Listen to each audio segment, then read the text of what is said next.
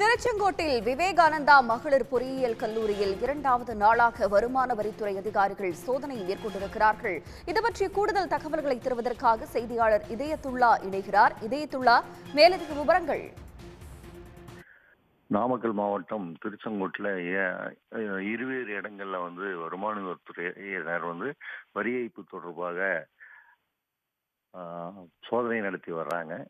நேற்று காலையில திருச்செங்கோடு விவேகானந்தா மகளிர் பொறியியல் கல்லூரியில வருமான வரித்துறையினர் 30க்கும் மேற்பட்டோர் திடீர் சோதனையில ஈடுபட்டாங்க. அவங்க 2வது நாளாக இன்னைக்கும் சோதனையில ஈடுபட்டு வர்றாங்க. விவேகானந்தா மகளிர் கல்லூரி தாளாளர் கருணாநிதி வீட்லையும் அவருடைய தொடர்புடைய வீட்டுகளையும் தொடர்புடைய இடங்கள்லையும் வருமான வரித்துறையினர் சோதனை நடத்தி வர்றாங்க.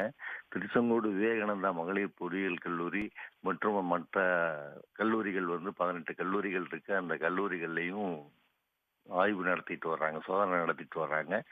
நேற்று மாலை திருச்செங்கோடு எஸ்கேவி பள்ளியுடைய தலைவர் கோல்டன் ஹார்ஸ் ரவி அவரோட வீட்டில் வருமான வரித்துறையினர் 2 வாகனங்கள்ல சோதனை நடத்துறாங்க. அவங்களும் 2வது நாளா இன்னைக்கு வருமான வரித்துறையினர் சோதனை நடத்திக்கிட்டு இருக்கிறாங்க. உடனுக்குடன் செய்திகளை தெரிந்து கொள்ள சன் நியூஸ் பெல் ஐகானை கிளிக் பண்ணுங்க.